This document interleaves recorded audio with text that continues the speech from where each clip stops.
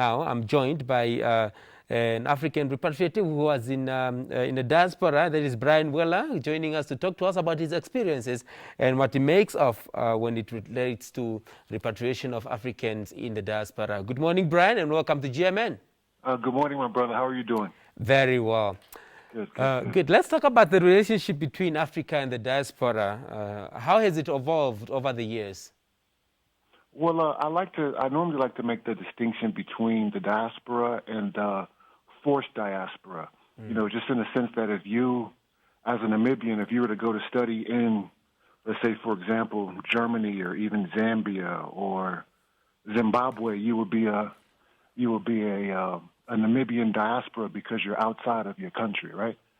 So for many of us who are the descendants of enslaved Africans, we are what I would like to consider the forced diaspora. We didn't make a choice in terms of leaving the continent.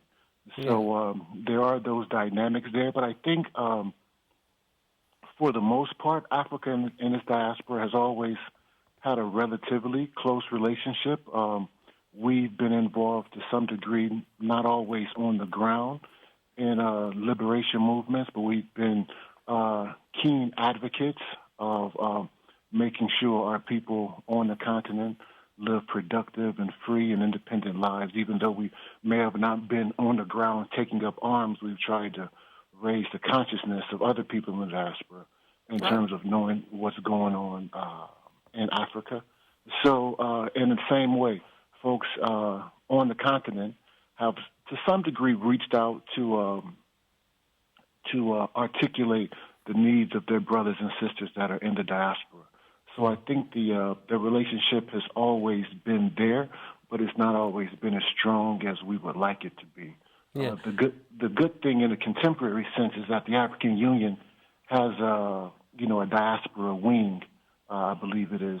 So there does seem to be a more concrete some concrete plans to organize ourselves a bit more, those in the diaspora and those on the continent. Okay, now, Brian, a few people are saying the relationship has strained over the years. What do you think are the challenges that are attributed to this? Well, in any relationship, the diaspora, those on the continent, we're one big family, even though we're sometimes separated by borders. So with any family, you're going to sometimes find strained relationships. And those relationships are to some degree, not completely of our own making. We didn't willingly come apart. The diaspora and the continental Africans, we didn't leave each other by will.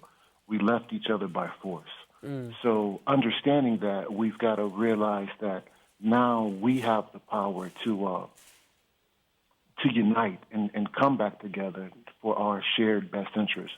And I think just the nature of the world leads people sometimes to compete for resources.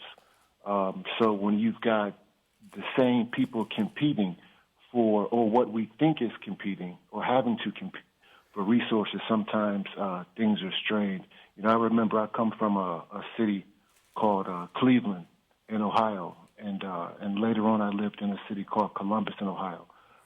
And during these times, you'd find a wave of African immigrants that were moving to these areas for one reason or another. Primarily, they were refugees or asylum seekers because of civil strife in their own country. So sometimes you would find that the people in our neighborhoods in America would become a little bit upset because they found that, or they thought that these Africans were coming, taking opportunities that were for them per se. The same thing that you might find here in Africa.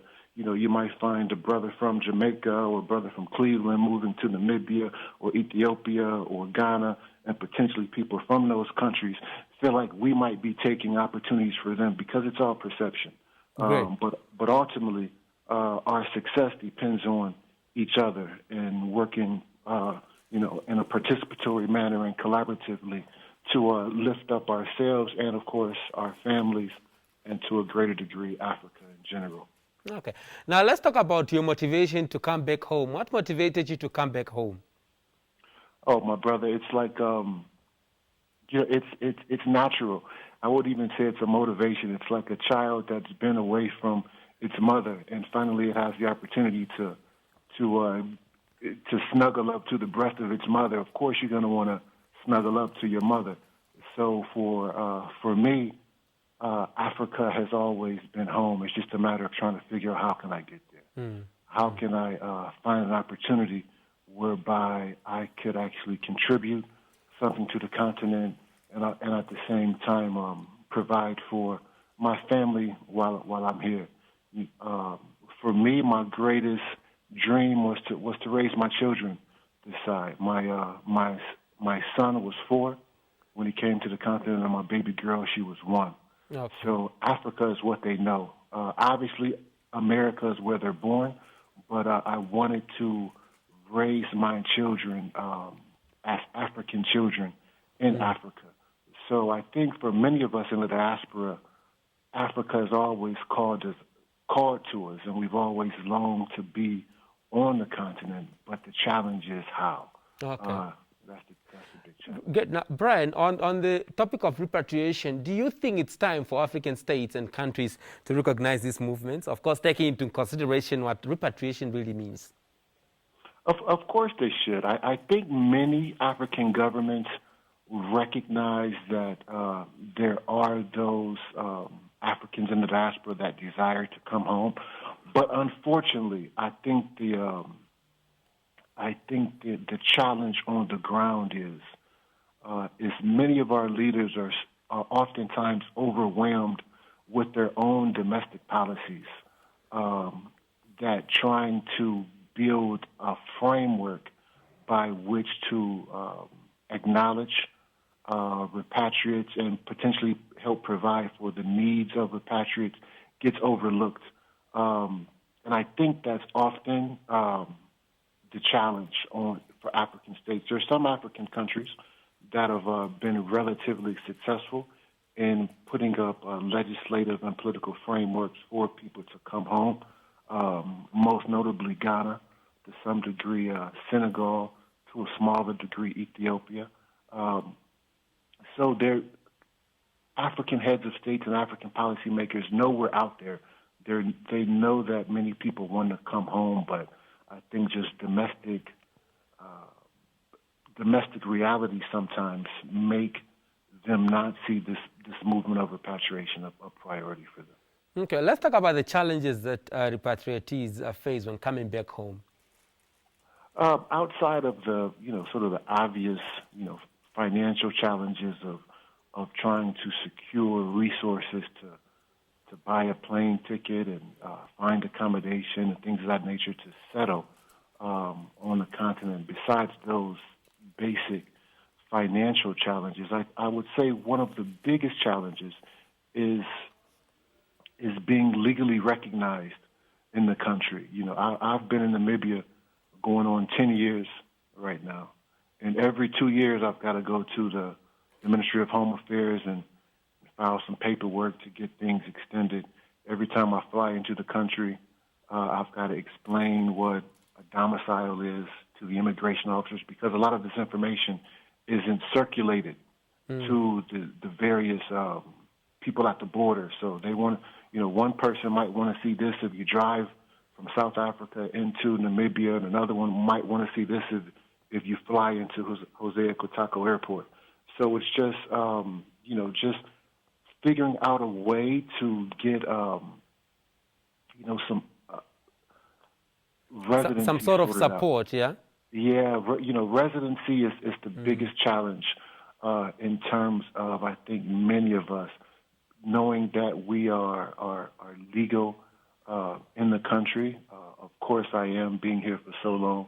But I get a lot of requests from people, professional people that want to potentially come to Namibia. But my biggest